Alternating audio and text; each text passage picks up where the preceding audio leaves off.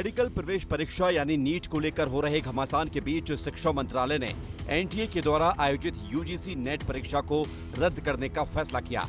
शिक्षा मंत्रालय ने मामले की जांच सीबीआई से कराने का फैसला किया। ये ऐलान एनटीए ने पेपर लीक की खबरें आने के बाद किया। 9 लाख छात्रों ने नेट की परीक्षा दी थी। फिलहाल इस मामले की जांच अब सीबीआई को सौंपी जा चुकी है। शिक्षा मंत्रालय का कहना है कि गड़बड़ी पर एक्शन लिया गया है। Taking a very prompt action and with the aim to ensure student interest, the ministry has decided to cancel the examination. Next day of examination जल्दी ही कन्वे कर दी जाएगी और इसके साथ ही मैटर को सीबीआई को भी रिफ़र कर दिया गया है ताकि जो भी पॉसिबल अगर कोई ऐसा इन्वॉल्वमेंट है तो सभी लोगों को उनको खिलाफ कार्रवाई की जा सके।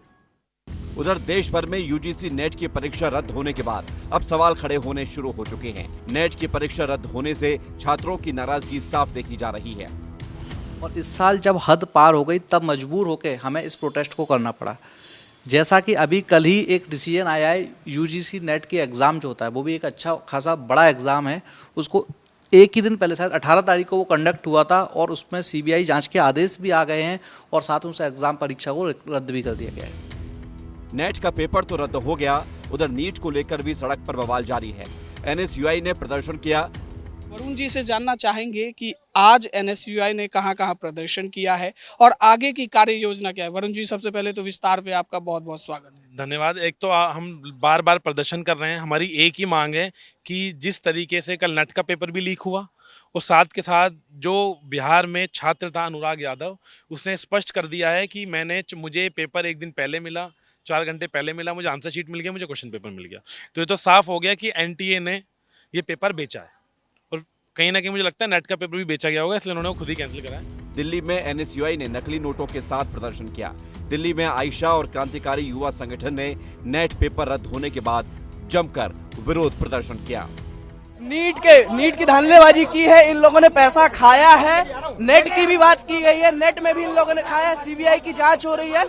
नीट की परीक्षा जो है वो रद्द करो और री नीट दो हमें। अभी पिछली बार जो नीट की एग्जाम हुई थी उसमें भी इतनी धांधली करी है और जो अभी नेट यूजीसी की एग्जाम जो 18 तारीख को हुई है वो पेपर भी लीक हुआ है। तो आप देख सकते हो कि कैसा कितना बड़ा स्कैम भारत देश के अंदर चल रहा है। वहीं लगातार होते पेपर लीक मामले और नेट के पेपर रद्द होने के बाद राहुल गांधी प्रेस कॉन्फ्रेंस करते हुए नजर आए और जमकर सरकार को उन्होंने घेरा। जो रूस और यूक्रेन के बीच में लड़ाई चल रही थी उसको रोक दिया था, ब्रेक लगा दी थी। इजराइल और गाजा के बीच में जो लड़ाई चल रही थी उसको भी नरेंद्र मोदी जी ने रोक दिया था। मगर किसी ना किसी कारण जो हिंदुस्तान में पेपर लीक हो रहे हैं उसको नरेंद्र मोदी रोक नहीं पा रहे हैं या रोकना नहीं चाहते हैं। कुल मिलाकर देश की सबसे बड़ी खबर यही है कि पहले नीट और अब नेट के मामले में सरकार पर सवाल उठ रहे हैं। देश के युवा पूछ रहे हैं कि आखिर उनका क्या कसूर है। ब्यूरो रिपोर्ट, विस्तार न्यूज। अच्छा, इस पूरे मामले पर शिक्षा मंत्री धर्मेंद्र प्रधान ने एक प्रेस कॉन्फ्रेंस की और उस मामले पर क्या कुछ कहा वो भी सुनवाते हैं आपको। कोई टेंटेटिव नहीं था। कल मैं जब हमारी यूजीसी चेयरमैन को गृह विभाग की होम मिनिस्ट्री की I4C एजेंसी जो विशेष करके साइबर क्राइम को ट्रैकिंग करने के लिए बनी है, उन्होंने 3 बजे जानकारी दी कि इस प्रकार की डार्क नेट में क्वेश्चन आ गया है। उस क्वेश्चन को हमने एनटीए की जो ओरिजिनल क्वेश्चन था उसके साथ टैली करवाया।